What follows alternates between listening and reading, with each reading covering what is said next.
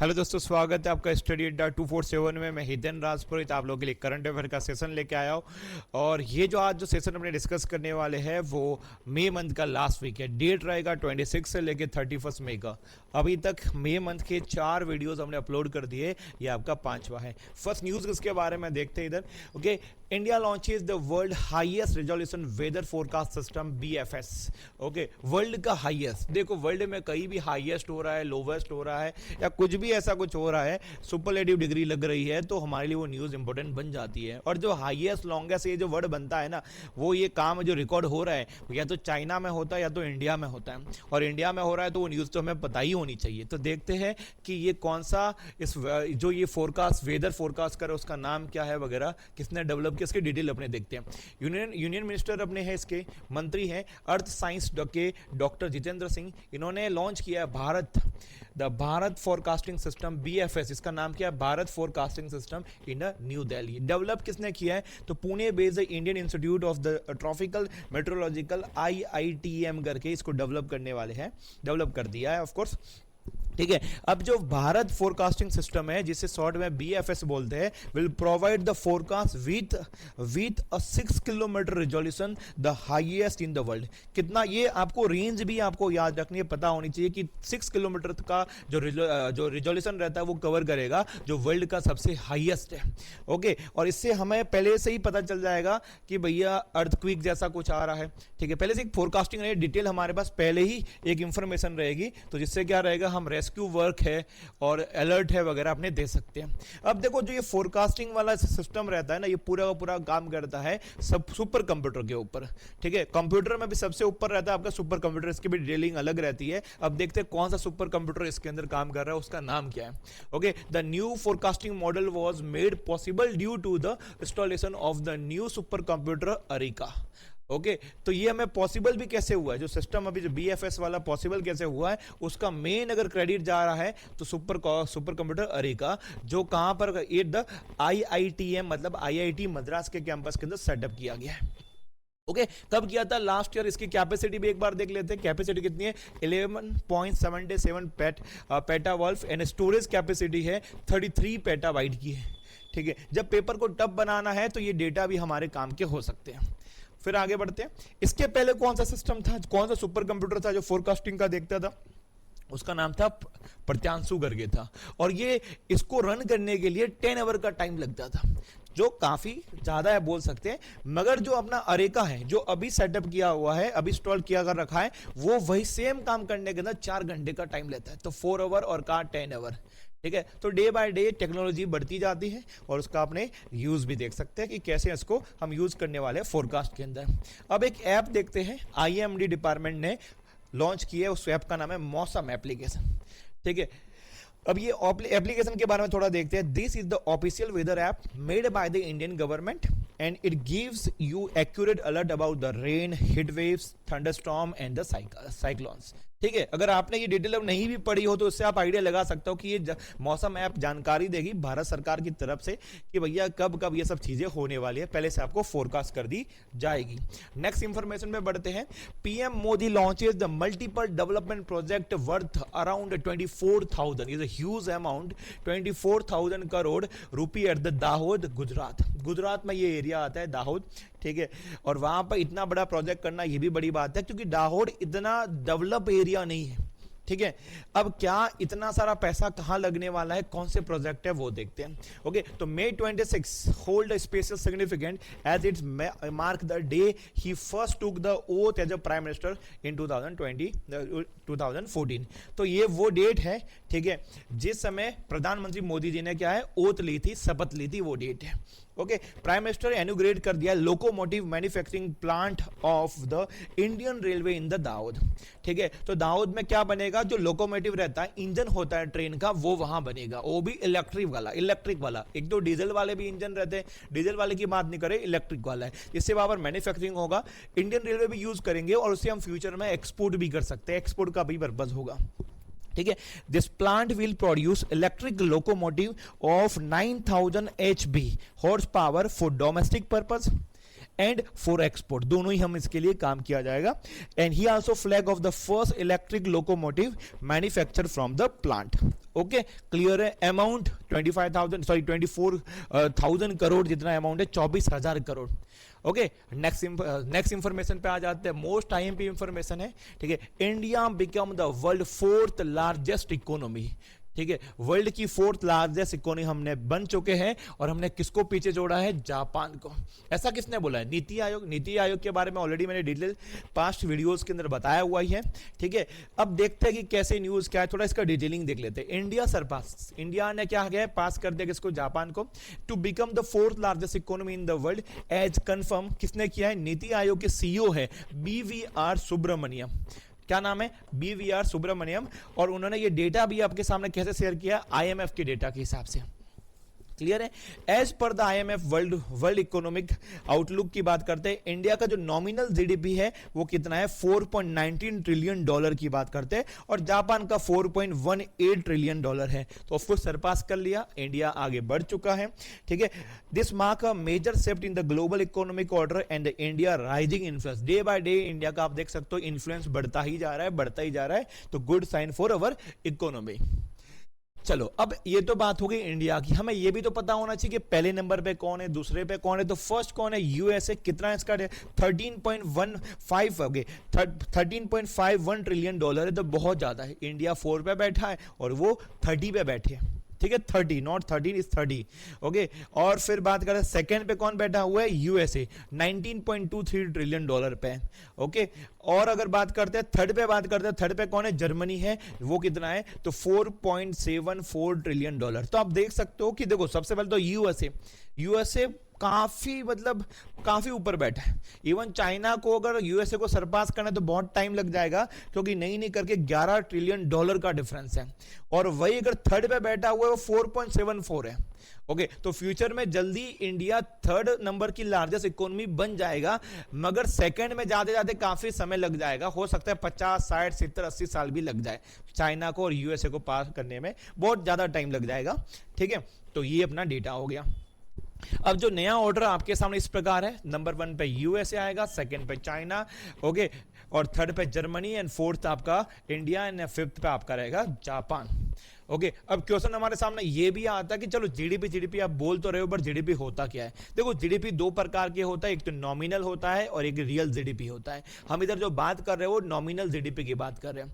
Nominal GDP का simple एक definition देखते हैं। तो नॉमिनल जीडीपी, पहले तो जीडीपी का full form gross domestic product is the value of the all final good and services produce with in a country during a specific period calculated using the current market price. Simple भाषा में, आसान भाषा में ये बताता हूं कि gross मतलब क्या होता है? टोटल होता है। डोमेस्टिक मतलब आपका रहेगा कि जैसे इंडिया की बात हो रही है, तो इंडिया की डोमेस्टिक टेरिटरी के अंदर जितने भी एक साल के दौरान जितने भी गुड और सर्विसेज की जो मार्केट प्राइस रहती है, उसे क्या बोलते हैं? जीडीपी बोलते हैं। और इसके अंदर क्या रहेगा कि वहां पर जो ये कैलकुलेशन किया जाएगा वो मार्केट प्राइसेस पे किया जाएगा, ठीक है। मार्केट प्राइसेस पे किया जाता है। वही जो रियल जीडीपी रहता है, वहां पर मार्केट प्राइस नहीं रहता, वहां पर क्या रहता है? वहां पर एक बेस ईयर रहता है, ठीक है, जो इधर लिखा हुआ देखो, real GDP is express, real GDP express in a base year prices के अंदर जाता है, ठीक है। तो आपके सामने अगर 2 जीडीपी आ गई, एक तो आ गया नॉमिनल और एक आपका रहेगा रियल। ये आपका डिस्कस होता है कहीं ना कहीं करंट प्राइस पे, और ये होता है आपका बेस ईयर पे, ठीक है। एक ये चीज हो गया।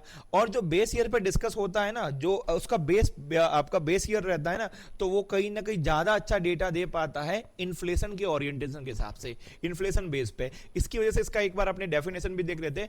Real GDP is an inflation adjusted measure. पहले ही इन्फ्लेशन का ये वर्ड आ गया। इन्फ्लेशन मतलब आपका महंगा ही रहेगा, फुगावा बोलो या इन्फ्लेशन बोलो। Measure that reflect the value of the all goods and services produced by an economy in a given year.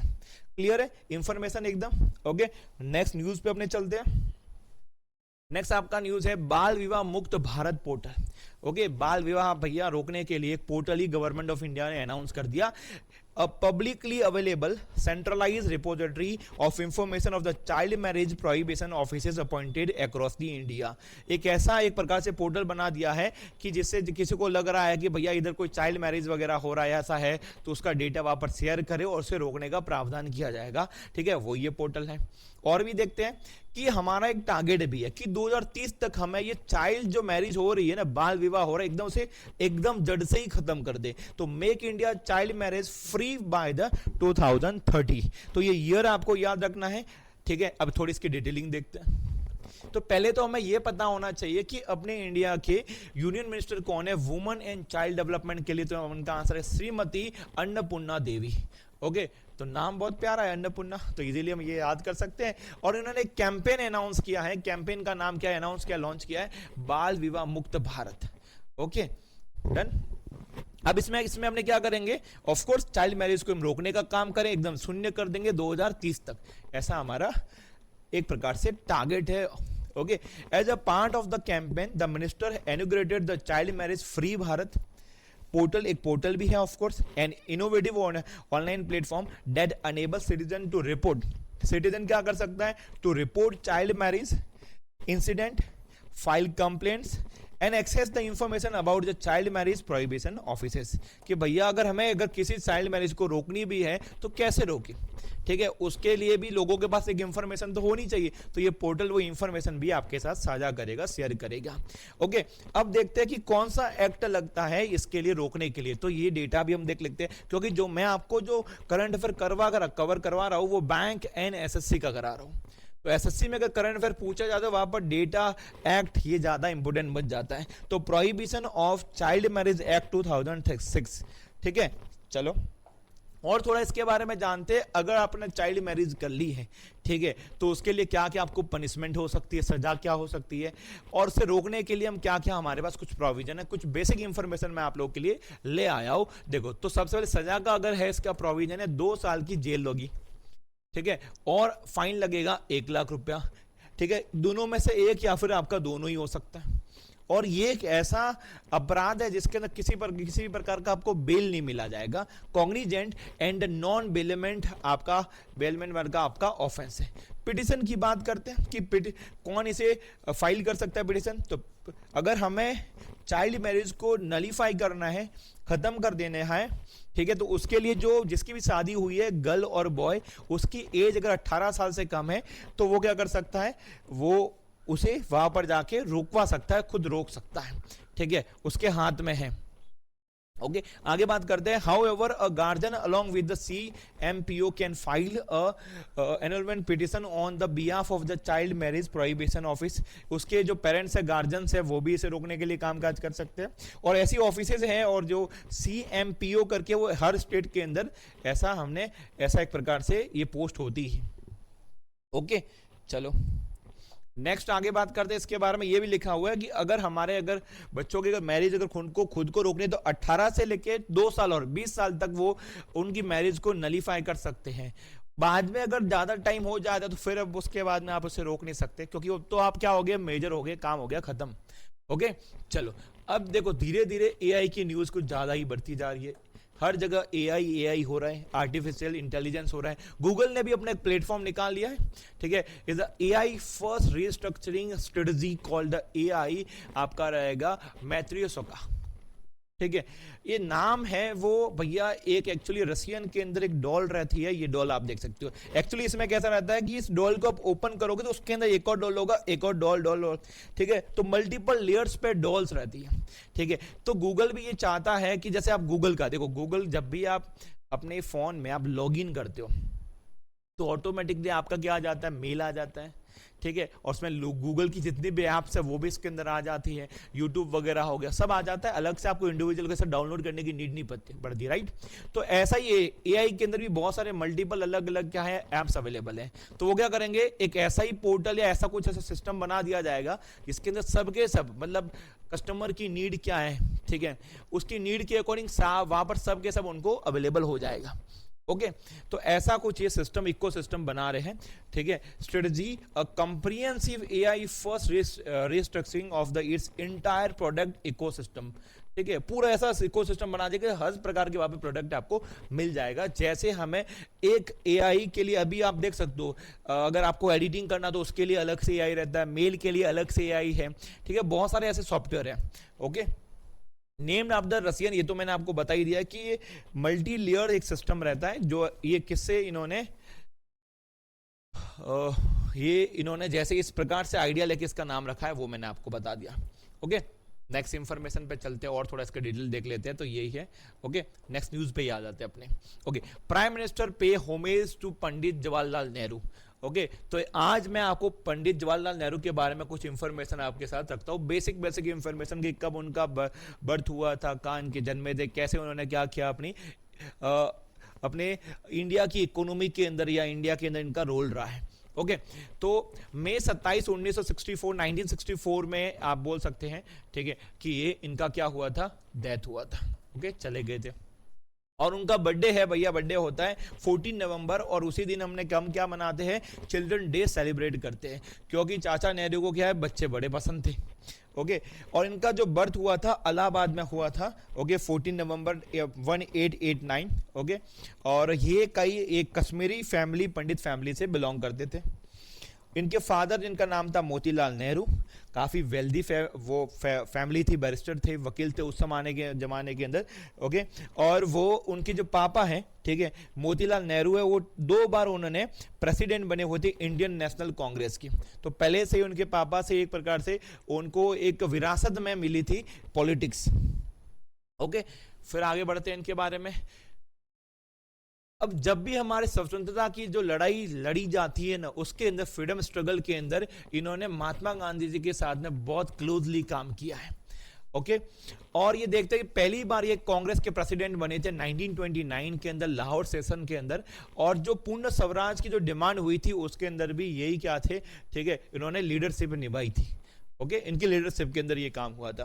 पहली बार 1937 के अंदर ये उन्होंने प्रेसिडाइड किया था फेजपुर सेशन, ठीक है, जिसके अंदर which was the first INC session held in the rural area. तो ये भी एक प्रकार से रिकॉर्ड उनके हिसाब से है, और ये बोल सकते हैं उपलब्धि है। और ये पहली बार प्राइम मिनिस्टर बने थे 1947, क्योंकि इंडिया के जो पहले प्रधानमंत्री कौन थे, जवाहरलाल नेहरू, और उन्होंने इंडिया को 16 साल ह्यूज लॉन्ग टर्म आप बोल सकते हैं, ठीक है, इंडिया को सर्व किया एज अ पीएम, ओके।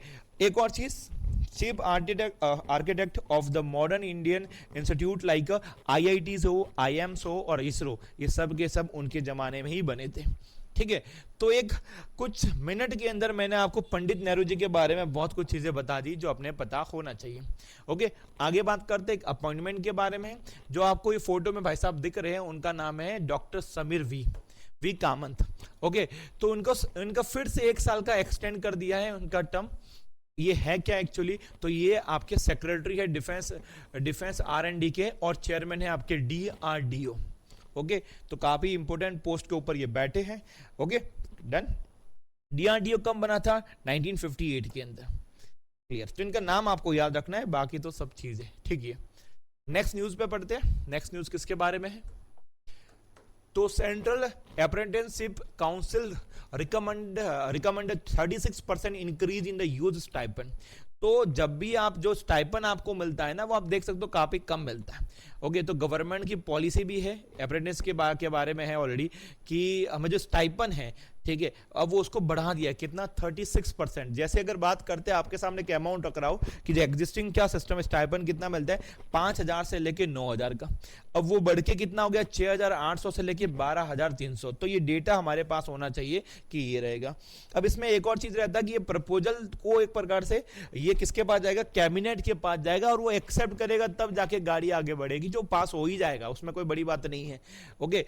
अब जो ये जितना भी जो स्टाइपन रहता है ना, उसका स्टाइपन कौन देता है, एम्प्लॉयर देता है। उसका 50% एम्प्लॉयर को पैसा कौन देता है, सरकार उनको प्रोवाइड करती है। तो सरकार का अमाउंट रखना, फिक्स करना बनता है, ओके, क्लियर। बस यही है। चलो इसकी न्यूज और थोड़ी अपने डिटेल में देखते हैं। ओके और ये आप देख सकते हैं अपने इंडिया के केंद्रीय मंत्री जिनका नाम है श्री जयंत चौधरी, और ये इंडिपेंडेंट चार्जेस है एमओएस, मिनिस्टर ऑफ स्टेट, और कौन से डिपार्टमेंट है, skill development and entrepreneurship and minister of the state for the education. ठीक है, फोटो आपके सामने आपको दिख रहा है। 38 नंबर की ये सबमिट हुई थी। अब स्कीम के बारे में जानते हैं, स्कीम में क्या बोला गया है। ओके कौन सा एक्ट लगता है, तो अप्रेंटिस एक्ट 1961 अमेंडमेंट 1973 के अंदर, और इसके जरिए कहीं ना कहीं जो हमारे यूथ में, हमारे पास बहुत सारा यूथ है, ठीक है, पर रोजगार नहीं है क्योंकि उनका स्किल नहीं है। और स्किल कैसे मिलेंगे, ऐसे ही तो स्किल मिलेगी, right. Okay, it offered the graduate, diploma student and the vocational certificate holder practical hand-on the job training OJT based skilling opportunity. Okay, duration इसका रहेगा 6 महीने से लेके 1 साल। Okay, और जो मैंने आपको जो पॉइंट बताया था वो इधर लिखा हुआ है। During the period of the apprenticeship, the apprentice are paid a stipend amount 50% of which is reimbursable to the employer from the government of India. ठीक है, क्लियर है, आगे बढ़ते हैं। तो स्कीम के बारे में बात हो चुकी है। अब अपने देखते हैं कि भैया दानवीर कौन है, ठीक है, ज्यादा दान कौन कर रहा है। और एक संस्था है, एक ऑर्गेनाइजेशन है, उसका नाम है time launch the most influential philanthropist की बात कर रहे हैं। और आपके सामने ये फोटो दिख रहा है, वो फुटबॉलर थे यूके के, और उनका नाम है डेविड बैकहम, काफी हैंडसम भी है, ठीक है। और जो 2025 की जो लिस्ट निकाली है टाइम मैगजीन ने, उसके अंदर वर्ल्ड के 100 मोस्ट इन्फ्लुएंशियल पीपल है फिलैंथ्रोपी के अंदर, दानवीर के अंदर, उनका नाम आपके सामने, कुछ नाम मैं आपके सामने लेके आया हूं जिसको आप जानते भी होंगे। ओके, इंडिया से कौन लोग है वो भी अपने देखेंगे, बट पहले देखते हैं वर्ल्ड से जो काफी फेमस है। तो डेविड बेकहम की बात करते हैं, तो इनको मिला है भैया चैंपियन ऑफ द चेंज के अंदर। और माइकल ब्लूमबर्ग है, इनको देखा जाए तो 2024 के बिगेस्ट डोनर है। और फिर ऑर्फा विंसी की बात करते हैं, तो her work in the female education के लिए इनका नाम रखा गया है। और वही बात करते हैं कि आपका मिलिंडा गेट्स की बात करते हैं, तो continuous to the focus on the women, girls and the families. और Warren Buffett credited with the reshaping the modern philanthropy. तो ये कुछ नाम है जो ऑलरेडी आप लोग जानते ही होंगे, और ये किस फील्ड में और किन्होंने किसके लिए इनको ये इस लिस्ट के अंदर रखा गया है वो भी मैंने आपको बता दिया। अब इंडिया के लोगों के बारे में देखते हैं कि इंडिया के कितने लोग इस टॉप 100 के अंदर आते हैं। तो फोटो में आप देख सकते हो, ये मुकेश अंबानी है और उनकी वाइफ है नीता अंबानी। और ये आपको मिलेंगे विप्रो के जो जिन्होंने फाउंडर है, आप सीईओ, अभी तो सीईओ नहीं है, इसके विप्रो के चेयरमैन है, और अजीम प्रेम जी है। और ये जेरोदा के आप है, इनका नाम है आपका निखिल कामत। ओके, चारों को आप लोग जानते ही होंगे। ओके, इनको ये इस लिस्ट के अंदर है। Okay done. और जो अजीम प्रेम जी को जो रिकॉग्नाइज किया गया है, तो कौन सी लिस्ट है, टाइटन कैटेगरी। एक्चुअली इसके अंदर 4 कैटेगरी रहती है, जो एक्चुअली मैंने आपको शेयर करना रह गया। क्या ये रहा, इधर वेट अ मोमेंट, हाँ ये रहा, टाइटन हो गया, लीडर्स हो गया, ट्रेल ब्लेजर हो गया, इनोवेटर हो गया। ओके, तो हमें इनको जो रखा हुआ अजीम प्रेम जी को, वो किसके अंदर, टाइटन कैटेगरी के अंदर रखा गया। क्लियर है, चलो नेक्स्ट न्यूज पे चलता है। मणिपुर स्टेट न्यूज पे आ जाता है। Manipur top the inaugurated the Khelo India beach game medal tally. जैसे आप देख सकते हो, जैसे ओलंपिक और बाकी अलग अलग गेम्स रहते हैं, ठीक है, उसके अंदर इंडिया का कोई खास परफॉर्मेंस नहीं रहता। तो यही सोच कि भैया उसमें कैसे हम बढ़िया से बढ़िया, क्योंकि सॉफ्ट पावर उससे बढ़ता है। आप चाइना की आप गोल्ड वगैरह आप देख लो, और अपने इंडिया से कितने छोटे छोटे ऐसे देश है कंपेरिजन करने जाते हैं, जब वो ओलंपिक में जाते हैं तो कितने सारे मेडल जीत के लाते हैं। तो यही हम भी चाहते हैं कि हमारा भी स्पोर्ट्स के अंदर काफी नाम हो। तो इंडियन गवर्नमेंट क्या करती है, पूरे इंडिया के अंदर क्या करती है, नेशनल लेवल पे अलग अलग खेल है वो आयोजित करती है। उसके अंदर खेलो इंडिया भी रहता है, जो हर साल आपका आयोजित होता है। और ये कहां पर है, मणिपुर आपका इसके अंदर टॉप किया। बट ये कौन से वाले, बीच गेम है, ठीक है, बीच वाले गेम है, वैसे वाले नहीं है। ओके, और ये कहां पर होस्ट किया गया था, कौन से union territory of the Dadra and Nagar Haveli and Daman and Diu. Okay, अब मणिपुर ने टॉप किया, तो कितने लोग उन्होंने टोटल मेडल लाए हैं, 14 मेडल लाए हैं, 5 गोल्ड है, 6 सिल्वर है, और 3 आपके उनके ब्रॉन्ज है। सेकंड नंबर पे कौन सा स्टेट है, महाराष्ट्र। थर्ड है आपका नागालैंड, और बाकी आप देख सकते हो। क्लियर है खेलो इंडिया के बारे में। तो ये भी अपने पूछा जाता है, स्पोर्ट्स की न्यूज है। ओके, मस्कट, कोई भी खेल हो रहा है तो उसका मस्कट हमें पता होना चाहिए। मस्कट इस प्रकार से कुछ दिख देगा, प्रेल करके है, ठीक है। और ये क्या, एक डॉल्फिन रहती है, जो कहां पर पाई जाती है, ये नागवा बीच पे पाई जाती है। क्लियर है, तो ये कुछ ऐसे मणिपुर से आप देख सकते हो, जिनके साथ में ट्रॉफी आपको मिल जाएगी। चलो नेक्स्ट न्यूज पे चलो। ओके, एक डे के बारे में हम डिस्कस करते हैं। 29 में international day of UN peace keeper की बात की जा रही है, पीस कीपर। ओके, अब क्या रहता है थोड़ा मैं इसके बारे में बताऊं तो पीस कीपर, इनको ब्लू हेलमेट के नाम से भी जाना जाता है। ये यूनाइटेड नेशन की एक प्रकार से आर्मी का काम करता है। यूनाइटेड नेशन 1945 में स्टैब्लिशमेंट हुआ था। ओके, और ये 24 अक्टूबर का स्टैब्लिशमेंट हुआ था। एक्चुअली क्या रहता है, यूएन का मेन पर्पज क्या है, ऑब्जेक्टिव क्या है? ऑब्जेक्टिव है पीस एंड सिक्योरिटी फैलाना इंडिया पूरे वर्ल्ड के अंदर। ओके, तो जहां पर भी लगता है कि धरती पे किसी कोने पे ज्यादा ही हिंसा हो रही है, वॉर जैसी स्थिति बन जा रही है, सिविल वॉर की स्थिति हो रही है, तो यूनाइटेड नेशंस के जो परमानेंट मेंबर और टेम्पररी मेंबर्स है, सब मिलकर अगर डिसीजन ले कि वहां पर हम चीज को कैसे शांत की जाए, ठीक है, तो वहां पर जाती है अपने यूएन की आर्मी, जिसे पीस कीपर बोला जाता है। ठीक है, तो उसके मेंबर कंट्रीज उनको क्या करती है, फंड करती है, और वहां के ही जो पर्सनल होते हैं जो सर्व करते हैं। तो एक थोड़ा आपको आइडिया लग गया होगा कि what is peace keepers, piece keeper क्या होता है, वो मैंने आपको बता दिया। थीम क्या है इस डे की, the future of the peace keeping.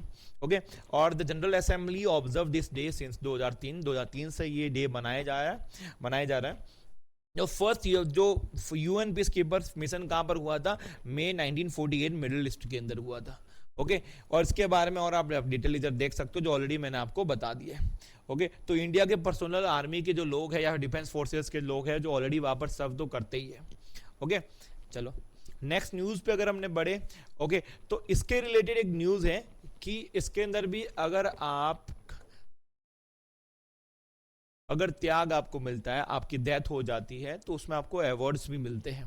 ठीक है, तो इंडिया के दो इंडियन पीस कीपर को ऑनर द पॉर्च्यूमसली, मतलब डेथ होने के बाद में उनको एक प्रकार से ये इनका नाम रखा गया है international day of the UN peace keepers. उनका नाम मैं आपको बता देता हूँ, ब्रिगेडियर जनरल अमिताभ झा और दूसरे हवलदार संजय सिंह, इन दोनों को अवार्ड किया गया है। ठीक है, याद रखना। क्लियर है? चलो नेक्स्ट न्यूज पे आगे बढ़ते हैं। कौन सा न्यूज है? PM Modi pays tribute to the Veer Savarkar और ऑन हिज बर्थ एनिवर्सरी।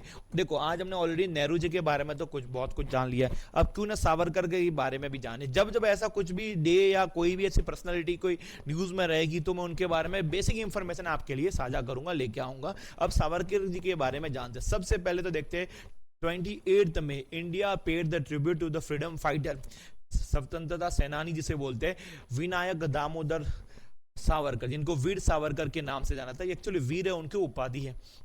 और ये क्या है, ये 28 मई को वीर सावरकर एक प्रकार से एनिवर्सरी क्यों कर रहे हैं, क्योंकि उनका है बर्थ एनिवर्सरी थी, उनका जन्म हुआ था, ये डे बर्थडे है बोल सकते हैं। ओके, और जो उनका बर्थ हुआ था महाराष्ट्र के नासिक जिले के अंदर हुआ था। ओके, कब हुआ था? 1883 28 में। और इनका एक प्रकार से इनको स्वतंत्रता वीर सावरकर के नाम से भी इनको जानते हैं।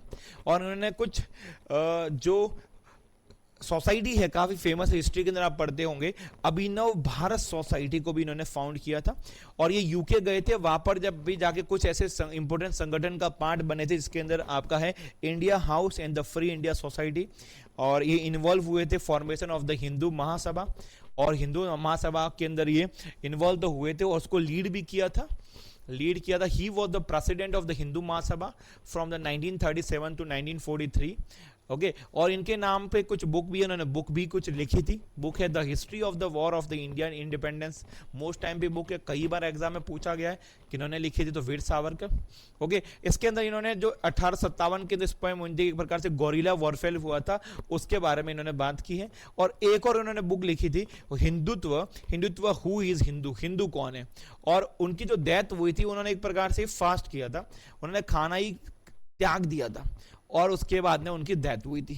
ओके, तो कब डेथ हुई? 26 फरवरी 1966 due to the fasting on his own wish of the death. वो चाहते थे कि मुझे मृत्यु मिले, तो उन्होंने खाना ही त्याग दिया था, और बाद में उनके डेथ हो गई थी। ठीक है, फोटो आप देख सकते हो वीर सावरकर जी के बारे में। क्लियर? चलो, तो काफी कुछ हमने जान लिया वीर सावरकर के बारे में। अब बात करते हैं कॉलेजियम सिस्टम की। ओके, एससी का सुप्रीम कोर्ट का जो कॉलेजियम है, recommended the transfer of the chief justice across the 5 high court. जो 5 हाई कोर्ट है अपने इंडिया के, उनके जो चीफ जस्टिस है, उनका ट्रांसफर हुआ है। ओके, और ये किसने किया है, किसने रिकमेंड किया है? सुप्रीम कोर्ट का कॉलेजियम सिस्टम ने किया है। कुछ नाम आपके सामने है, कौन कौन से चीफ जस्टिस के, कौन कौन से, एक तो राजस्थान है, त्रिपुरा है, झारखंड है, मद्रास हाईकोर्ट है। ओके और इस कॉलेजियम के जो हेड होते हैं, कॉलेजियम के हेड कौन है? CJI, chief justice of India. Last ही वीक में आपके लिए लेके आता, अभी भी जस्ट नया अपॉइंटमेंट हुआ है। कौन है? बी आर गवाई, नाम रहेगा बी आर गवाई। ओके चलो अब देखते हैं। चलो ये तो अपॉइंटमेंट हुआ, अब देखना रहेगा। जस्टिस त्रिलोक सिंह चौहान है, ओके, जज Himachal Pradesh high court, to be appointed as a chief justice of Jharkhand high court. तो पहले हिमाचल के थे, अब किसके? झारखंड के बन गए। ठीक है, जस्टिस त्रिलोक सिंह करके आपको याद रखना, त्रिलोक सिंह चौहान। कॉलेजियम सिस्टम के बारे में थोड़ा हम जाने, आपको बताएं तो कॉलेजियम सिस्टम क्या रहता है कि ये वो सिस्टम है जिसके अंदर कुछ लोग हैं। कौन है वो मैं आपको बताता हूँ। सीजीआई और उसके अंदर जो सुप्रीम कोर्ट के जो मोस्ट सीनियर जज होते हैं वो लोग इसमें बैठते हैं और वो कहीं ना कहीं डिसाइड करते हैं कि कौन सा जज और कौन से जो जज है जो या फिर हाई कोर्ट के जज है उनका ट्रांसफ़र होगा, कहाँ पर वो किस हाई के चीफ जस्टिस बनेंगे, वो सब का सब रिकमेंड करते हैं प्रेसिडेंट को और प्रेसिडेंट आगे उनको अपॉइंट करता है। ठीक है, the collegium system is a system for the appointment and transfer of जज in the supreme court and the high court, जो मैंने बता दिया पहले से। Under this system the chief justice of India के साथ में along with the 4 senior most supreme court के जज रहते हैं। एक तो खुद आपका सीजीआई रहेगा प्लस 4 और लोग रहेंगे और ये लोग डिसाइड करते हैं कि कौन से व्यक्ति का, कौन से जज का कहाँ ट्रांसफर होगा। ठीक है, तो collegium is most powerful body in judicial system आप बोल सकते हैं। अब वो ये लोग हैं आपके सामने जिनका ट्रांसफर हुआ है, करंट कहाँ पर है, ट्रांसफर कहाँ पर हुआ, आप देख सकते हो। तो जब भी ऐसा हो तो मैं साइड में चला जाता हूँ, उसको पॉज करके आप एक बार पढ़ लीजिएगा। इसमें कोई समझाने जैसा है नहीं, तो मैं आपको बस ओनली पढ़ना है, रीड करना है। डन, आगे बढ़े, बढ़ना ही पड़ेगा, कहाँ जाएंगे अदरवाइज। ठीक है, चलो एजवाल की बात करते हैं। वेट, हाँ अपने चलते हैं मणिपुर की बात करते हैं। एक्चुअली मैं जो एक okay, Aizawl become the 4th north east capital after the Tripura, Assam and the Arunachal Pradesh with rail link. ठीक है, एजवाल किसकी कैपिटल है ये पहले तो हमें पता होना चाहिए, बाद में बात करते हैं। तो किसकी कैपिटल है? ये आपका मिजोरम की। अब ये भी लिंक कर दिया गया है नेशनल रेलवे नेटवर्क के साथ में। ओके, यही है न्यूज में आप देख ही सकते हो। देखो 1947 में हम आज़ाद हुए, अब जाके आज़ाद कर रहे हैं। हम काफ़ी पीछे थे बट अभी भी हो रहा है, ये अच्छी तो बात है एटलीस्ट। ओके, तो ये कहाँ से करके कौन से 2 डिस्ट्रिक्ट है जो ऐड होने वाले हैं? आपका रहेगा बायरबी इन द आपका रहेगा Kolasib district near the border with Assam has so far been the only railhead in the Mizoram. Okay, or Sairang is a satellite town of the Aizawl, around the 20 kilometer from the city. Until now, the train used to the go only up to the 1.5 kilometer in the Mizoram. But अब उसके अंदर और थोड़ी frequency मिल जाएगी। ठीक है, और area मिल जाएगा। ओके, क्लियर है? चलो नेक्स्ट न्यूज पे अपने आ जाते हो। एक्चुअली मुझे है ना वो चाहिए जहाँ से, हाँ चलो मिल गया है, आगे बात करते हैं। Defence minister Rajnath Singh approve the education model for the India's advance medium combat aircraft programme, AMCA। काफ़ी भी न्यूज़ के अंदर है। ठीक है, जैसे इंडिया पाक का वॉर हुआ उसके बाद में AMCA को जो उसका अप्रूवल मिल गया है कि हम भी क्या करेंगे, अपने देश का स्वदेशी एक प्रकार से फाइटर जेट बनाने का कामकाज करेंगे, स्वदेशी इंजन वगैरह बनाने की। इसमें आप अभी न्यूज़ में काफ़ी चला था कावेरी इंजन के बारे में, वो भी अपने फ्यूचर में उसका डिटेल लेके आएंगे। ठीक है, तो पढ़ते हैं एक बार कि क्या बोलना चाह रहा है। मैं एक बार पानी पी लेता हूं।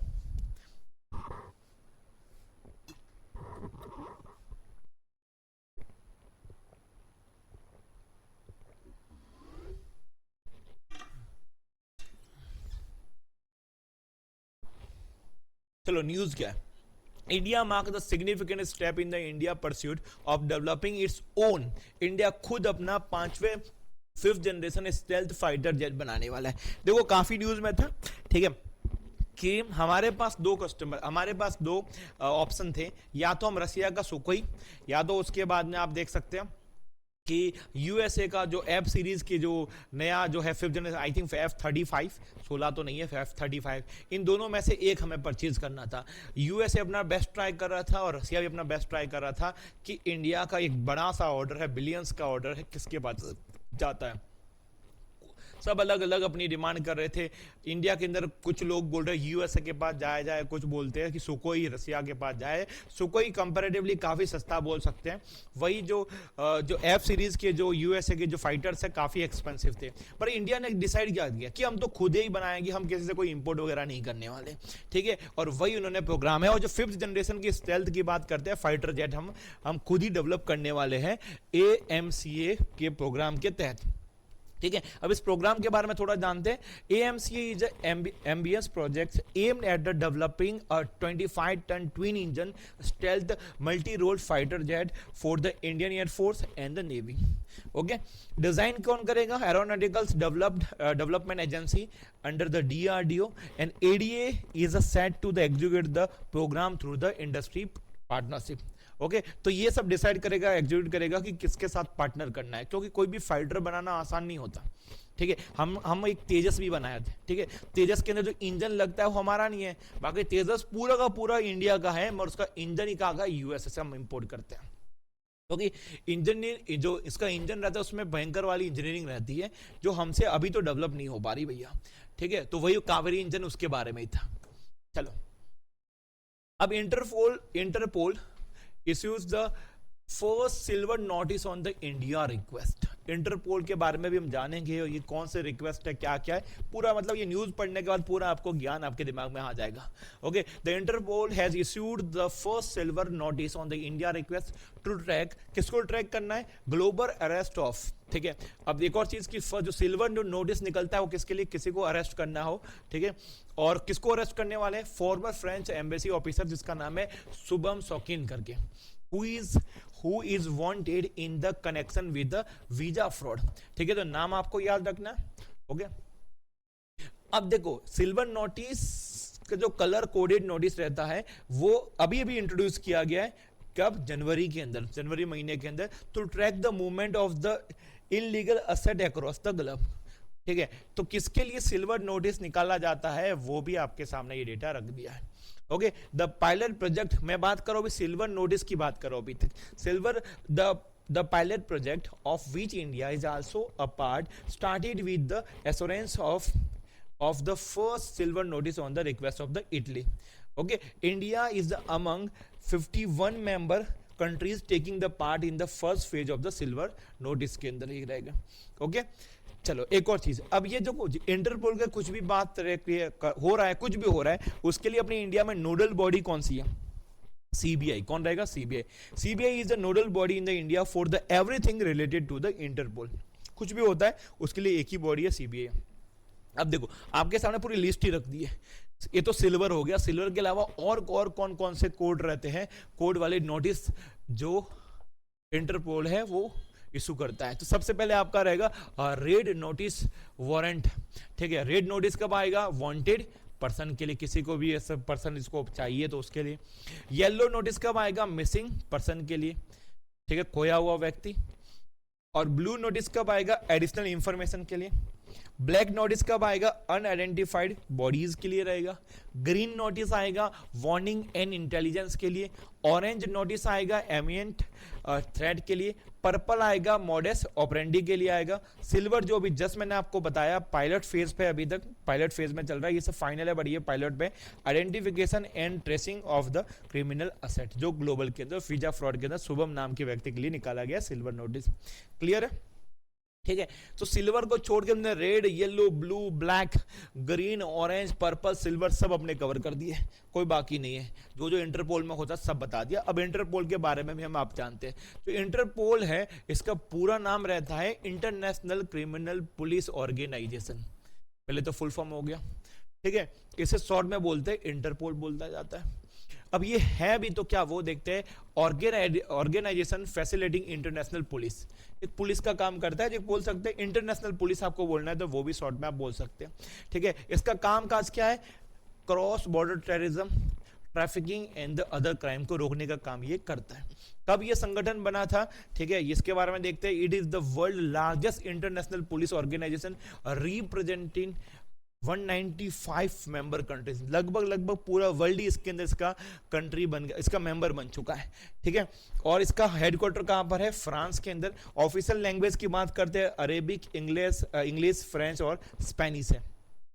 स्टेटस, तो it is not a unit of the part of the United nation, इसका कनेक्शन किसी भी प्रकार से यूनाइटेड नेशन के साथ नहीं है, ये अलग से एक इंडिपेंडेंट बॉडी है। और ये 1923 के अंदर इसका फाउंड हुआ था वियना के अंदर। वियना कहां पर है? ऑस्ट्रिया के अंदर। और इंडिया इसका मेंबर बना था 1949 के अंदर। सब इंफॉर्मेशन कवर, आगे बढ़ना ही पड़ेगा। ठीक है, चलो नेक्स्ट न्यूज किसके बारे में? देखो, हर चीज धीरे धीरे गवर्नमेंट हो रही है, डिजिटल हो रही है, हर एक चीज अपने डिजिटल लेके जा रहे हैं। ओके, उसके अंदर एक न्यूज आपके सामने, launch of the know your digi pin and know your pin code, दो ऐसे हमने पोर्टल अनाउंस किए। Okay, a landmark in the India the geospatial and addressing the infrastructure. Okay, अब दो कौन कौन से पोर्टल है एक बार देख लेते हैं। Two new digital platform, know your digi pin and know your pin code. जो पिन कोड नहीं रहता आपका 6 डिजिट का, उसी की बात हो रही है। ठीक है, अब धीरे धीरे इसको भी अपने क्या करते हैं और थोड़ा एडवांस कर रहे हैं, इससे क्या रहेगा हम इजीली चीजों को ट्रैक कर पाए। This platform were launch in the alignment with the new geospatial, ठीक है, पॉलिसी 2022 के हिसाब से। ओके, और ये कहीं ना कहीं सर्व करेगा support digital governance and the public service delivery के अंदर भी हेल्प करने का कामकाज करेगा। तो पहला आपके सामने डिजी, ओके, डिजी पिन की बात करते हैं। डिजी पिन का पूरा नाम क्या है? Digital postal index number. आप पूरा नाम भी याद रखोगे तो भी काम आ जाएगा, एग्जाम में यही कई बार डायरेक्ट यही पूछा जाता है। सिंपल क्वेश्चन, फुल फॉर्म क्या है? Digital postal index number. Okay, और ये क्या है? एक प्रकार से कोड है। Okay, based the digital address system developed by the Department of the Post in collaboration with the IIT Hyderabad and NRSC ISRO। ठीक है क्या? वो देख लिया, किसने बनाया वो भी हमने देख लिया। ओके, अब कैसे ये काम करता है? सिंपल सा, DigiPen can be integrated into the geographic information system, GIS पे काम करता है, to enhance the service delivery and emergency respond करने में भी ये काम लगेगा हमें। ओके, चलो नेक्स्ट न्यूज पे या फिर एक और इसका पार्ट देखते हैं, what is a no your pin code. No your pin code है भी क्या, ये एक बार देख लेते हैं, क्योंकि हमने एक ही पोर्टल के बारे में जाना है। तो the platform, this platform modernise, एक प्रकार से मॉडर्न वर्जन है किसका? जो अपने जो 6 डिजिट का पिन कोड सिस्टम रहता है वही वाला है। ठीक है, जो पिन कोड सिस्टम कब आया था? 1972 में हमने वो सिस्टम है वो लागू किया था। जियो फेंसिंग होगी इसके अंदर, लोकेशन बेस्ड आइडेंटिफिकेशन होगा और फीडबैक आपका मैकेनिज्म भी होगा। डिटेल आपके सामने है, पॉज करके आप एक बार पढ़ लीजिएगा। आगे बढ़ते हैं, आगे न्यूज पे आ जाते हैं। अनिल कुंबले हर कोई जानते हैं, इंडिया के बेस्ट आप बोल सकते हैं स्पिनर रहे हुए हैं। ओके, इनका अपॉइंटमेंट हुआ ambassador of the forest department. Forest department के ये आपके क्या बन गए हैं? एम्बेसडर बन गया। ओके, एक और चीज, ये कर्नाटका वाइल्ड लाइफ के बोर्ड के पहले ये वाइस चेयरमैन भी रह चुके हैं। ओके, तो इनका कनेक्शन कहीं ना कहीं जंगलों के साथ रहा हुआ है, ऐसे आप याद रख सकते हैं, देख सकते हैं। ओके, चलो नेक्स्ट न्यूज के बारे में देखते हैं। नेक्स्ट न्यूज आपका स्टेट न्यूज के रिलेटेड है, और 30 मई को गोवा स्टेट हुड डे, ठीक है, हम मनाते हैं 30 मई को। अब गोवा के बारे में जानते हैं। गोवा आपको पता है एकदम छोटा सा स्टेट है अपने इंडिया का। Goa is the smallest state by the area and was a Portuguese colony. आपको पता ही है पहले वहां पर किसका राज था? पोर्टुगल का।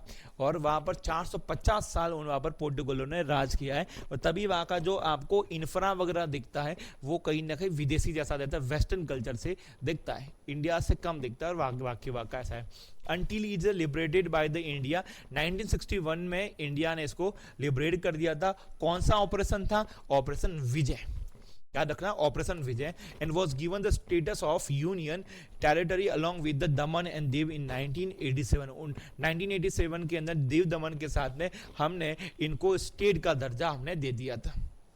ओके, 30 मई 1987 Goa was granted the statehood, making it the 25th state of the Indian Union। तो 25वें नंबर का अपने इंडिया का ये स्टेट बना था।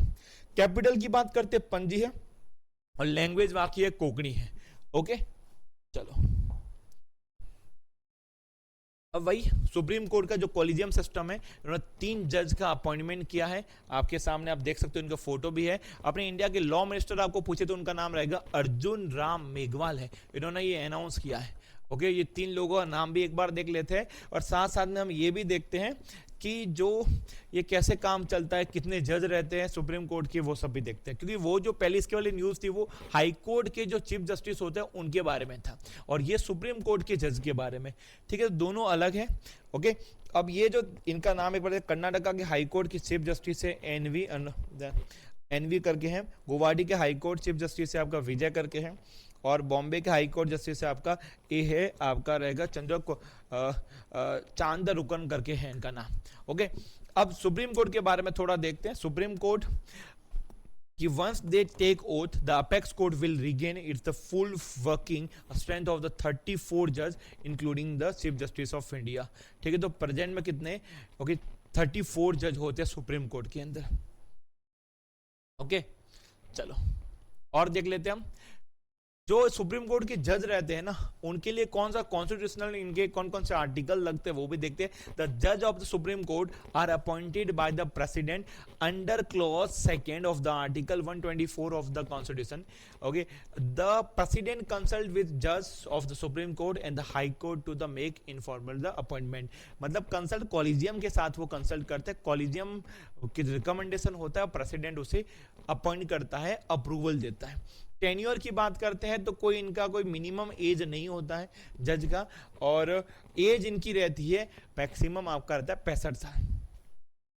ओके, एलिजिबिलिटी, अगर आपको सुप्रीम कोर्ट का जज बनना है तो सबसे पहले तो आपको इंडिया का सिटीजन बनना पड़ेगा।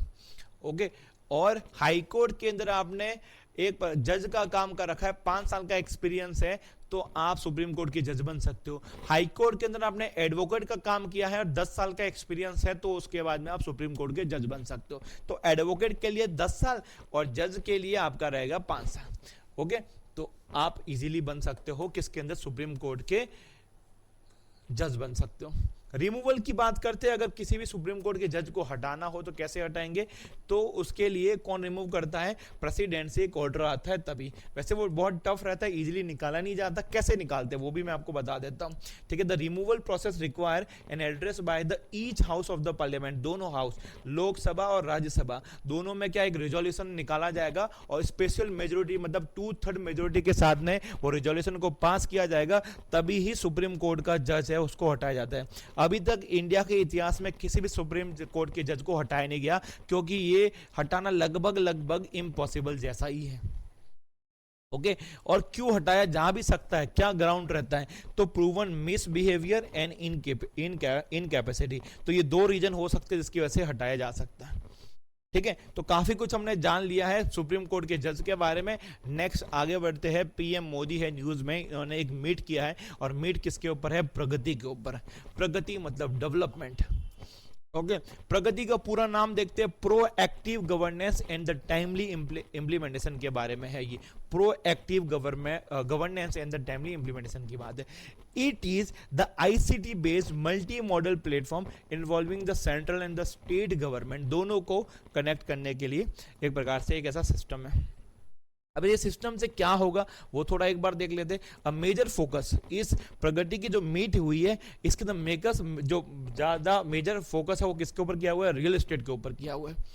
ठीक है, अब क्या है रियल एस्टेट के अंदर भी जो रेरा के बारे में आपको पता होगा, तो रेरा के बारे में थोड़ा बताता हूं। पीएम मोदी ने क्या बोला है, अर्ज द स्टेट गवर्नमेंट, जितनी भी जो राज्य सरकार है उनको बोला है, ensure mandatory registration for all eligible real estate project under the RERA, highlighting is the role in the restoring the trust in the housing project sector। आपको पता है कि जितनी भी फ्लैट्स वगैरह सोसाइटीज वगैरह बनती है तो वहाँ पर रेरा की परमिशन लगती है।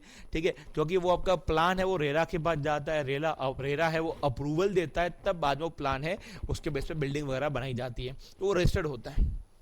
ओके, तो वही सेंट्रल गवर्नमेंट ने बोला है कि आप इंश्योर करो, देखो कि जितने भी जो प्रोजेक्ट बन रहे हैं ना वो रेरा के अंडर ही हो। ठीक है, जिससे क्या रहेगा, जो बायर के इंटरेस्ट है वो भी प्रोटेक्ट किए जा सके। RERA act is a central liberalisation in the India aimed at the regulatory the real estate sector and insuring the transparency and accountability. Okay, it establishment real estate regulatory authorities at the state level to oversee the sector and the enforcement regulations protecting the home buyers and the promoting the fair practice।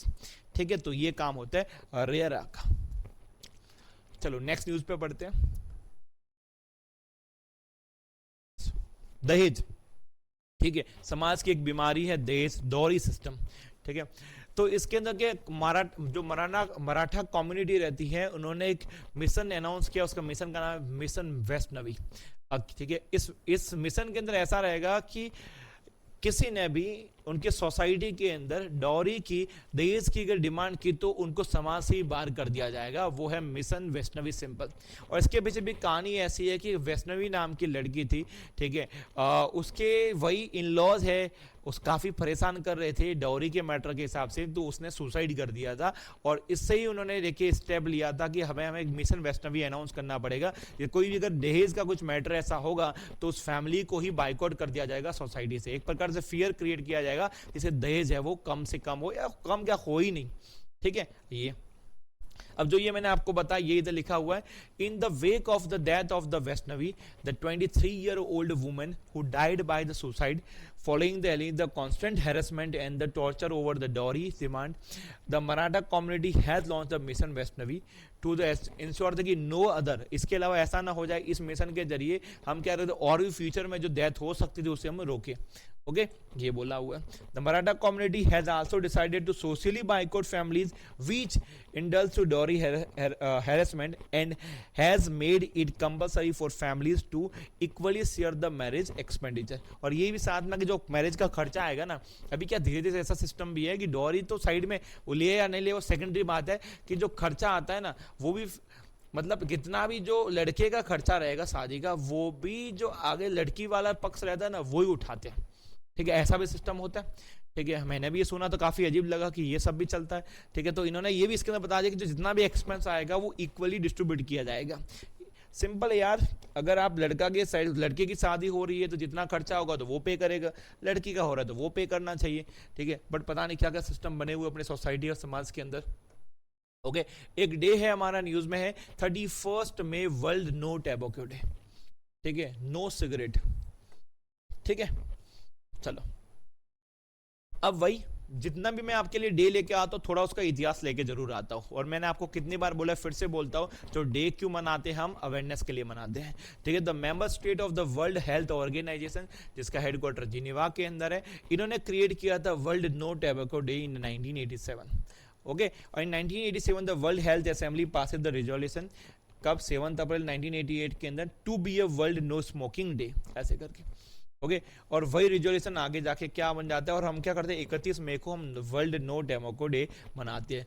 कोई भी day आता है तो उसका theme भी रहता है जो हमें पता होना चाहिए। थीम क्या है, unmasking the appeal, exposing industry, tactic on the tobacco and the nicotine product, जो इधर भी लिखा हुआ देख सकते हो। ये थीम बहुत बड़ी बड़ी होती है। ओके, चलो नेक्स्ट न्यूज पे चलते हैं। 22nd सांग्रीला डायलॉग, बहुत इंपॉर्टेंट ये समिट रहती है, ठीक है, हर साल होती है, काम की है। ओके, अब ये सांग्रीला का इंडिया में होती है क्या? नहीं नहीं नहीं, ये सांग्रीला जो होता है ना, ये कौन से नंबर का एडिशन है, 22nd का है, और ये सिंगापुर के अंदर एक्चुअली एक होटल है, ठीक है। उस होटल के अंदर हमेशा हर साल जून महीने के अंदर ये क्या होती है, ये समिट होती है, every year in the Singapore the Shangrila hotel, ठीक है। It is held in the June every year in the Singapore, ऐसा है, बट कई बार ऊपर नीचे भी, ये मंथ को आप साइड में रखो, हर साल होती है, वो अपने देख लेते हैं। ऑर्गेनाइज कौन करता है, ठीक है, ऑर्गेनाइज करते हैं international institute for the strategic studies London. Okay, और को ऑर्गेनाइज की बात करते हैं तो सिंगापुर के मिनिस्ट्री ऑफ द डिफेंस है। ओके, और इधर जो मेन व्यक्ति जो आने वाले हैं वो कौन आने वाले हैं, फ्रांस के जो president Emmanuel macro. Okay, deliver the key note the address. India की तरफ से कौन गए हैं या कौन जाएंगे, तो रहेगा आपका अपनी इंडिया के CDS chief of defence staff, जिनका नाम है जनरल अनिल चौहान, ठीक है, जो सिंगापुर जाए। अब ये बात करते हैं सांग्रीला, ये तो मैंने आपको कहां पर होता है, कब होता है, ठीक है, कौन वहां पर बड़ा व्यक्ति आने वाला है, किसने ऑर्गेनाइज किया है, इंडिया की तरफ से कौन गया, ये सब मैंने आपको बता दिया। मगर ये करता क्या है, इस सांग्रीला में होता भी क्या है वो भी तो देखें। यस, तो it is Asia's premier defence and security summit. ये कैसा है, डिफेंस और सिक्योरिटी समिट है, ठीक है। ब्रिंग टुगेदर डिफेंस मिनिस्टर्स, इसके अंदर जितने भी जो इसके मेंबर कंट्रीज है उसके डिफेंस मिनिस्टर आते हैं, मिलिट्री के हेड आते हैं, पॉलिसी मेकर आते हैं, ठीक है, स्ट्रेटेजिक एक्सपर्ट आते हैं अक्रॉस द ग्लोब। ओके, और ये कब फाउंड हुआ था, कब स्टार्ट हुआ था ये समिट 2002 के अंदर, तो आज का नहीं है, काफी पुराना ही है, ठीक है, लगभग लगभग 23 साल हो चुके हैं इसके अंदर। देखो बहुत सारी मिलिट्री एक्सरसाइज होती है, ठीक है, तो इंडिया एक मिलिट्री एक्सरसाइज कर रहा है, किसके साथ कर रहा है, ठीक है, और उनका नाम क्या है, मंगोलिया के साथ में एक्सरसाइज करते हैं, और उसका नाम रखा हुआ है एक्सरसाइज आपका नैमोडिक एलिफेंट करके, okay, India and Mongolian military exercise है ये, और ये कब से लेके कब तक होगी, जनवरी 31 से लेके जून 13 तक ये आपकी समिट, ये एक प्रकार से एक्सरसाइज होने वाली है, ओके। ऑफ कोर्स इंडिया के आर्मी के लोग होंगे और मंगोलिया के आर्म फोर्सेस वाले लोग होंगे इसके अंदर, ओके। कौन से नंबर का एडिशन है, 17 नंबर के 17वें नंबर का एडिशन है, ओके, और ये कहाँ होगा, तो उलान बतार जो मंगोलिया के अंदर आया हुआ है वहां पर ये सब होगा। Exercise nomadic elephant is a annual event conducted alternatively in the India and Mongolia, मतलब जैसे अब की बार मंगोलिया के अंदर हो रही है, नेक्स्ट ईयर कहाँ पर होगी, इंडिया के अंदर होगी, okay. Last edition was conducted at the Umroi Meghalaya in the July 2024, के पहले इंडिया के मेघालय के अंदर हुआ था। द फर्स्ट एडिशन हुआ था 2004 के अंदर, और ये होस्ट किसने किया था, मंगोलिया ने किया था, क्लियर है, ठीक है। एग्जाम में ये पूछ लेगा कि जो ये नोमैडिक एलिफेंट होता है वो कौन से देश के बीच में ये एक्सरसाइज होती है, तो इंडिया और मंगोलिया। चलो नेक्स्ट न्यूज पे चलते हैं। पीएम शब्द offer a free authentic media asset, तो एक ऐसा इन्होंने प्लेटफॉर्म बना रहे हैं जहां पर क्या फ्री में आपको चीजें मिलेगी, ओके। प्रसार भारती का ये आपका share audio visual for the broadcast एंड आपका रहेगा dissemination. PB Shabd has a invited YouTuber, invite कर रहा है यूट्यूबर्स को, पॉडकास्टर को, वीडियो एडिटर्स को to register for the it's the free services, free services के लिए वो उनको बुला रहा है कि आप आइए हमारे प्लेटफॉर्म का आप यूज कीजिए, ठीक है। जो PB Shabd is a go to source for the copyright free, किसी भी प्रकार का कोई कॉपीराइट आपका नहीं आएगा, ऑथेंटिक भी एकदम है, और safe to use the content, एकदम सेफ है, और यह किसका है, प्रसार भारती मतलब सरकार का है। PB Shabd offer the free authentic media asset for the YouTubers and the creator with no paywall and no risk, किसी प्रकार का कोई रिस्क नहीं है। चलो नेक्स्ट न्यूज पे अपने बढ़ते हैं। नेक्स्ट न्यूज किसके बारे में है, विकसित Krishi Sankalp Abhiyan, okay, launch to strengthen the lab to land connection. क्या लिखा हुआ है, लैब टू लैंड कनेक्शन, अरे बढ़िया, क्या क्या आजकल बड़े बड़े बढ़िया बढ़िया शब्द ये लोग बना रहे हैं, ठीक है। Union agriculture and farmer welfare minister कौन है, शिवराज सिंह चौहान, जो पहले मध्य प्रदेश के सीएम थे, इन्होंने 15 दिन का लॉन्च, पर 15 डेज थे, विकसित कृषि संकल्प अभियान इन्होंने लॉन्च किया है, ठीक है, और ये उड़ीसा पूरी डिस्ट्रिक्ट से इन्होंने इस प्रकार से लॉन्च किया है, और ये 29 मई से 12 जून तक ये प्रोग्राम चलेगा, ओके। अब इस प्रोग्राम में क्या रहेगा, कैसे एक बार देखते हैं। विकसित Krishi Sankalp Abhiyan is a nationwide campaign launch to the modernise the Indian agriculture. अब देख सकते हो यार, आप डेनमार्क, स्वीडन, स्विट्जरलैंड, वहां पर आप देखते हो, ठीक है, तो वहां पर भी कृषि एग्रीकल्चर होता है, काफी इफेक्टिव होता है, वहां के फार्मर अच्छा खासा पैसा भी कमाते हैं। इंडिया का किसान गरीब है, ओके, तो हम धीरे धीरे गवर्नमेंट बहुत कुछ कर रही है किसानों के लिए, चाहे फाइनेंशियली हो उनको, कि आप खेती कर रहे हो तो कैसे खेती पे आप ज़्यादा से ज़्यादा पैसा कमा सकते हो, उसके लिए साइंस को तो इन्वॉल्व करना ही पड़ेगा। हमारा फार्मर जितना एजुकेट और अवेयर होगा तो वो ज़्यादा कमा पाएगा, ठीक है, और ज़्यादा अगर वो कमा पाएगा तो और भी ज़्यादा लोग क्या कृषि में इन्वॉल्व होंगे, और हमारा जो देश है वो कृषि प्रधान रहेगा, जो एक समय रहा करता था।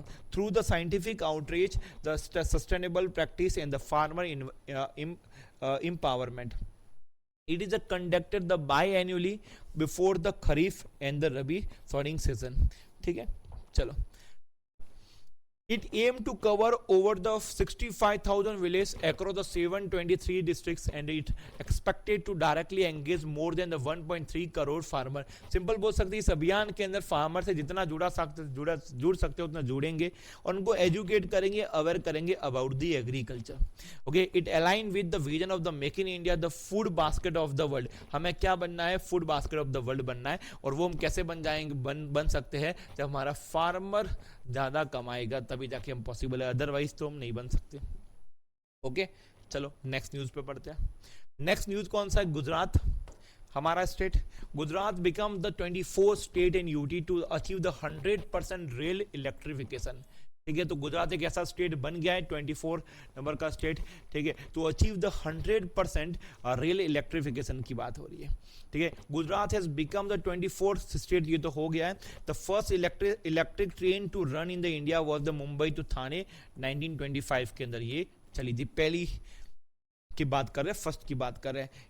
In the first 5 year plan 1951 से लेकर 19 जो पहली पंचवर्षीय योजना थी जो 1951 से लेकर 56 के बीच में थी, the central government set a target to electrify the country 141 kilometre of the rail road, उसको एक प्रकार से इलेक्ट्रीफाई करना था। ये उस समय की बात चल रही है। To achieve the railway electrification the Indian railway has set up the central organisation for the railway electrification which is headquarter in the Prayagraj. इसका हेडक्वार्टर कहाँ पर है? प्रयागराज के अंदर है। तो इंडियन रेलवे ने एक डेडिकेटेड एक प्रकार से ऑर्गेनाइजेशन बना दिया है कि जो ये काम करेगा, ठीक है। नेक्स्ट न्यूज पे अपने चलते हैं। NCW, okay, national commission for women introduce the Yashoda Alto boost women across the AI and the cyber security training. Title से आप समझ सकते हैं कि एनसीडब्ल्यू ने इंट्रोड्यूस किया है एक प्रोग्राम, बोले उसका नाम है यशोदा एआई। प्रोग्राम नहीं, एक बोल सकते प्लेटफॉर्म, ये Yashoda AI, your AI Sakhi, your AI Sakhi to advance woman AI literacy and digital awareness as held at the Mahatma Jyotiba Phule university in the Bareilly, Uttar Pradesh. इस इनिशिएटिव के जरिए क्या रहेगा जाएगा, ये इनिशिएटिव किसने लॉन्च किया है, किसने कोलैबोरेट किया है? National commission for women in the collaboration with future shift lab के साथ में। और इसके जरिए हम क्या कर सकते हैं, रूरल और जो सेमी अर्बन की जो कम्युनिटीज की जो वुमेन है उनको हम skill in the artificial intelligence के अंदर प्रोवाइड कर सकते हैं, साइबर सिक्योरिटी के बारे में बता सकते हैं और डिजिटल सेफ्टी के बारे में हम उनको बता सकते हैं, जिससे जितने भी जो कुछ प्रॉब्लम भी है, कुछ इश्यू भी है, क्रिटिकल इश्यूज है, जैसे आपका एआई ड्रिवन क्राइम्स होते हैं, डिजिटल प्राइवेसी रहते हैं, प्रैक्टिकल सेफ्टी स्टडीज रहते हैं, उससे भी हमें निपटा जा सके। चलो नेक्स्ट न्यूज के बारे में पढ़ने से पहले एक बार देखते हैं नेशनल कमीशन फॉर वुमेन के बारे में एक बार देख लेते हैं। कहीं भी इंडिया में वुमेन पे कुछ ऐसा होता है तो इनका कमेंट आता ही है और बनता भी है, क्योंकि इनका काम ही यही है, ठीक है। अब ये एक प्रकार से ऑटोनॉमियस एंड स्टेचुटरी बॉडी है, स्टैब्लिश हुआ था 1992 under the national commission for the women act 1990 to protect and promote the women right in India. अपने इंडिया के अंदर वुमेन राइट को बचाने का कामकाज ये लोग करते हैं, आप बोल सकते हो इनको ऐसा। कंपोजिशन की बात करते हैं कि इसके अंदर कौन होता है, कौन है, कौन इसको लीड करता है, तो commission cell consist of the chairperson और साथ में 5 लोग भी होते हैं और एक and member secretary who are the nominated by the central government. तो देखो 5 तो लोग हो गए मेंबर, एक होगा चेयरमैन और एक रहेगा मेंबर सेक्रेटरी रहेगा, ठीक है, जो इसको भारत सरकार उसे अपॉइंट करती है। टर्म की बात करते हैं तो chairperson and the every member cell hold office for a period of the 3 year, उनका 3 साल तक का उनका टर्म रहता है। क्लियर है? चलो अब अपने न्यूज, आगे वाली न्यूज पे अपने बढ़ सकते हैं। Saudi Arabia launched the Tourise save the future of the globe tourism. देख सकते हैं सऊदी अरेबिया और जो यूएई है, ये दोनों के दोनों टूरिज्म पे काफ़ी बढ़िया से कामकाज कर रहे हैं। पूरा वर्ल्ड वहाँ पर रहने जाता है, घूमने जाता है, ठीक है, और एक बढ़िया से इन्होंने इकोनॉमी बना दी है, ठीक है। तो ये टूरिज्म पे एक नेक्स्ट लेवल पे बहुत सारी चीज़ें कर रहे हैं। फ्यूचर ग्लोबल टूरिज्म के बारे में ये लोग बात करते हैं। Saudi Arabia minister of the tourism Ahmed Al Khateeb launches the platform Tourise and also announced that the Tourise Summit will be held in the Riyadh from the November 11 से 13। तो ये डेट भी आपके सामने है। आपके एग्जाम में direct यही पूछा जाएगा, टूराइज है, ठीक है, ये कौन से देश ने इसको इस कैंपेन को लॉन्च किया, या इसका प्लेटफॉर्म को लॉन्च किया, तो आपका आंसर रहेगा सऊदी अरेबिया। डन। चलो नेक्स्ट न्यूज पे आगे बढ़ते हैं। Assam introduce the Ankita AI news anchor in the regional language. जो आपके सामने जो ये औरत दिख रही है, फीमेल लेडी दिख रही है, ठीक है, ये रियल में नहीं है, ये तो AI है, ठीक है। और ये क्या करेगी, उनके असम की जो रीजनल लैंग्वेज के अंदर न्यूज़ प्रोवाइड करने का काम करेगी। ओके, धीरे धीरे AI हर जगह आ गया है, ठीक है। और आज ही देख सकते हैं मैंने जो एक ही सेशन में कितने सारी न्यूज़, 3 से 4 न्यूज़ है वो AI के रिलेटेड है। Assam has stepped into a new era of the digital governance with the launch of the Ankita, an artificial intelligence power news anchor, ये न्यूज़ प्रोवाइड करेगी असम के अंदर। और असम की बात करते हैं, असम के सीएम कौन है? हिमंता बिस्वा शर्मा है। Ankita mark a first of its kind initiative of the state drawing attention to the growing role of the AI in the Indian public communication। ठीक है, ये हो गया किसके बारे में? असम के बारे में हो गया। डायरेक्ट यही एग्जाम में क्वेश्चन पूछ लेगा कि अंकिता, ठीक है, अंकिता एआई जो न्यूज एंकर है वो कौन से स्टेट ने उनको ये काम या फिर इन्होंने अनाउंस किया कि ये भैया ये काम करेगी, ये देखेगी, तो आपका आंसर रहेगा असम। ओके, चलो, तो इसी प्रकार आपका आज का सेशन हो जाता है खत्म, पूरा समाप्त। ठीक है, इस वीक के जितने भी इंपॉर्टेंट जो न्यूज़ थी वो मैंने सब कवर करा दी है। ओके, तो इधर ही आपका पूरा मंथ कंप्लीट हो जाता है। टोटल 5 वीडियो हमने रखे हैं, तो जब भी आपका एग्जाम आए उसके पहले एक बार उसको गो थ्रू होना है। और ये पूरा वीडियो देखने के बाद में हमारा ऐप है स्टडी अड्डा 247, उसे आप डाउनलोड करो। उसके अंदर आप जाओ, IBPS PO करके एक सेक्शन है, उस पर सेलेक्ट करो। और इन सब के आपके वीकली बहुत सारे MCQ हम लोगों ने आपके लिए इसी वीडियो के अंदर से आपके बहुत सारे MCQ रखे हुए। MCQ का जो क्वेश्चन है 40 से लेके 60 तक रहेंगे, तो आपको टेस्ट करके चेक करना है कि हमें कितनी चीज़ें समझ में भी आ रही है, याद भी आ रही है कि नहीं आ रही, सेल्फ एग्जामिन करने के लिए। Thank you so much. इसी प्रकार हमारे वीडियोज़ के साथ आप जुड़े रहिएगा। मिलते हैं नेक्स्ट लेक्चर के अंदर।